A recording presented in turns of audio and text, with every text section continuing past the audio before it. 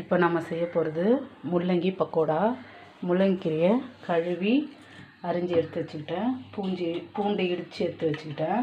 ஒரே ஒரு பச்சை மிளகா, 3 வெங்காயம் நீட்டாக அரிஞ்சது, அதையும் போட்டுக்கலாம். இதில் 1/2 டம்ளர் கடலை மாவு எடுத்துக்கிட்டேன். தேவையான அளவு உப்பு, வீட்டு மிளகாத்தூளில் ஒரே ஒரு ஸ்பூன் மிளகாய்த்தூள், கொஞ்சோண்டு சோம்பு போட்டுக்கலாம். அரிசி மாவு போட்டுக்கலாம், அதே 1/2 டம்ளரு. இது எல்லாத்தையும் போட்டு நல்லா கலக்கணும். வெங்காயத்தில் கீரையில் இருக்க தண்ணியிலேயே நல்லா கலரி விடலாம்.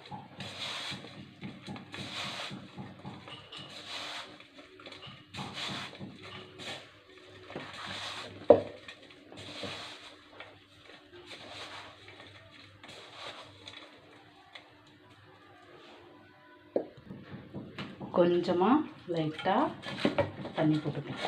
தண்ணி போட்டு பிசையலாம்.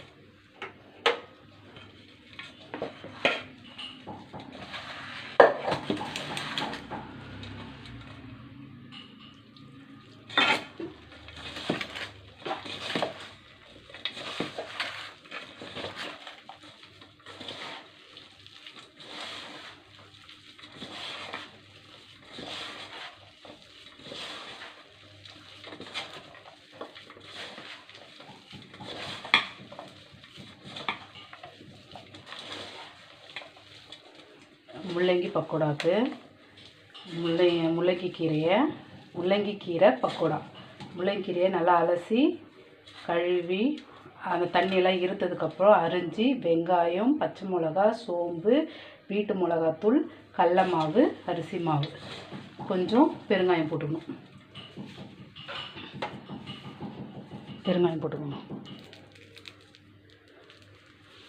பூண்டு இடித்தது இது எல்லாத்தையும் போட்டு பிசைஞ்சாச்சு. இப்போது காய வச்சுருக்க எண்ணெய் ஒரே ஒரு ஸ்பூன்,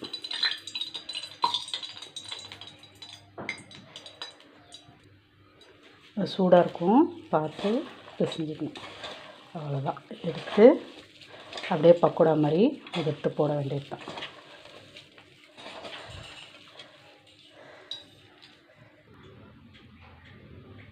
ஆயில் சூடாகிட்டுருக்கு. சூடானதும் எடுத்து போட்டுடலாம்.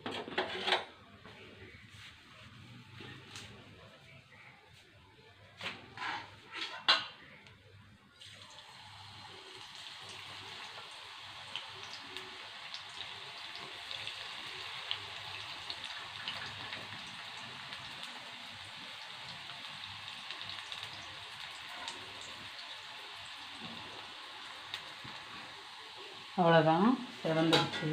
நல்லா வெங்காயம்லாம் எடுத்துடலாம்.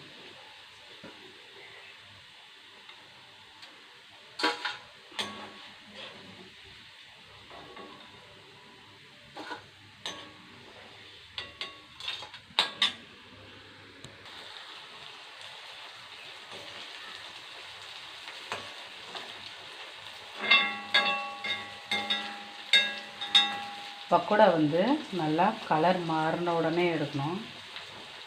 இப்போ மஞ்சள் கலராக இருக்குது, இன்னும் கொஞ்சம் டார்க் ப்ரௌன் ஆகும்.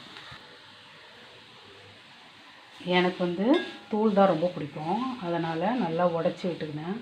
குண்டு குண்டாக வேணும்னாலும் குண்டு குண்டாக வச்சு போட்டுக்கலாம். இப்போது அள்ளிக்கலாம். நல்லா ப்ரௌன் ஆகிடுச்சு.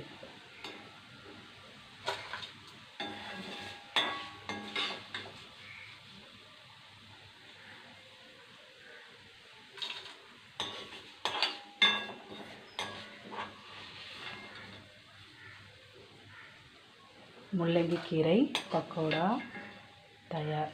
சேனலை லைக் பண்ணுங்கள், சப்ஸ்கிரைப் பண்ணுங்கள். தேங்க்யூ.